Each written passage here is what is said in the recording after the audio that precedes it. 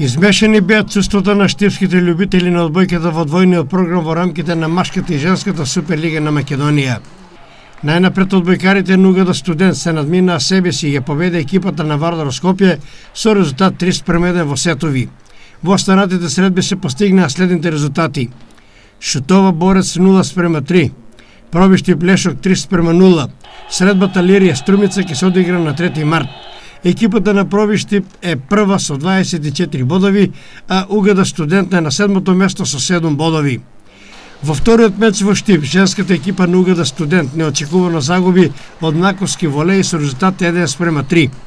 Во останатите средби се постигнаа следните резултати: Македонија Макс СВСК Куманово 3:1, Пелистер волеј Универзитет Тетово 0:3, Јанта волеј Бамикор 3:0.